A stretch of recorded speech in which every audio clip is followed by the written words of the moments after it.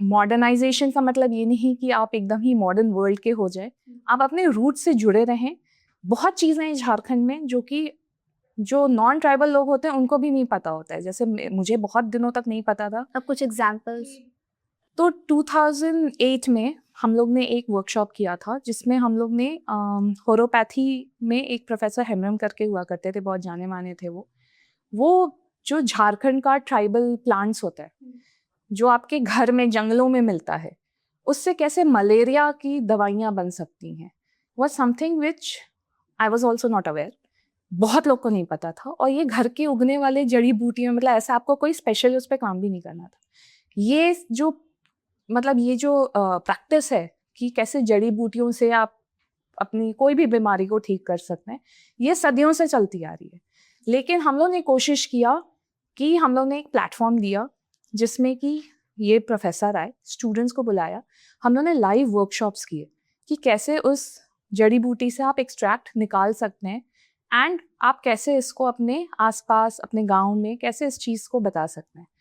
हम लोग को बहुत इसमें इनफैक्ट इस वर्कशॉप के बाद हम लोग ने उस टाइम पे गेस्ट के तौर पे अमेरिकन काउंसलेट से हम लोग ने लोगों को बुलाया था। और 2009 में एक्चुअली उन्होंने मुझे फिर यूएस में इनवाइट किया था। यूएस स्टेट डिपार्टमेंट का एक प्रोग्राम होता है IVLP, which is called international visitors leadership program. 5 लोग का चयन हुआ था पूरी कंट्री से, उसमें मैं थी एक। हम लोग को उन्होंने वहाँ जाके दिखाया कि आप लोग जो हैं कैसे वहाँ पे NGOs काम करते हैं। तो वो आके मैंने यहाँ पे अपने कॉलेज में इम्प्लीमेंट करना शुरू किया।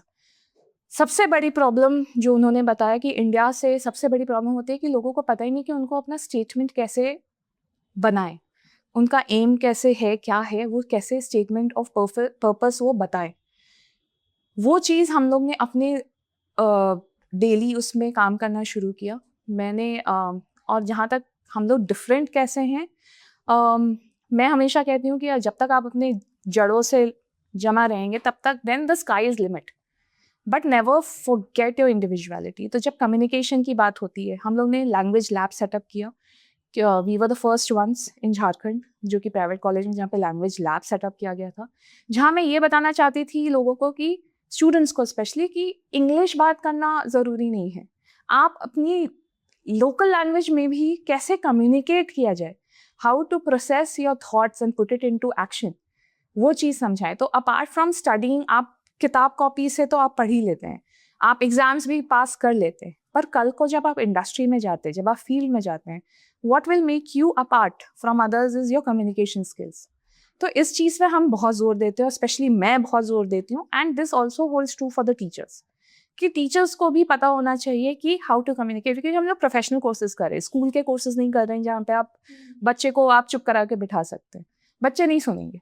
तो कैसे हम लोग एज अ टीम काम करते हैं, इंफ्रास्ट्रक्चर जो हम लोग प्रोवाइड करते हैं, हमारे पास लेटेस्ट लैब्स हैं, हमारे कंप्यूटर लैब्स में ओवर 200 कंप्यूटर्स हैं, जहाँ पे एक प्राइमरी का बच्चा भी आके काम कर सकता है और एक मास्टर्स का बच्चा भी आके काम कर सकता है। AI is something which is changing our world every day. उसके बारे में एक्सपोजर हम लोग ने 3-4 साल पहले ही हम लोग ने कुछ कॉन्फ्रेंसेस किए थे जिसमें AI एक्सपर्ट्स को बुलाया था। भले ही वो नर्सिंग के स्टूडेंट्स थे, पहले नहीं समझ में आया था कि AI is a technical subject, हम उसके बारे में क्यों अटेंड करें, बट आज समझ में आ रहा है कि वाई इट वॉज इम्पॉर्टेंट। तो हम लोग कोशिश करते रहते हैं कि apart from regular schools study, apart from classroom study, classroom lecture, उनको कितना एक्सपोजर दे सके।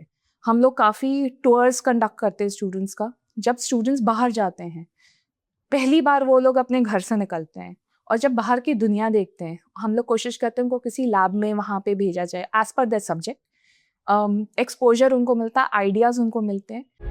प्रभातखबर.com, विश्वास वही, रफ्तार नहीं।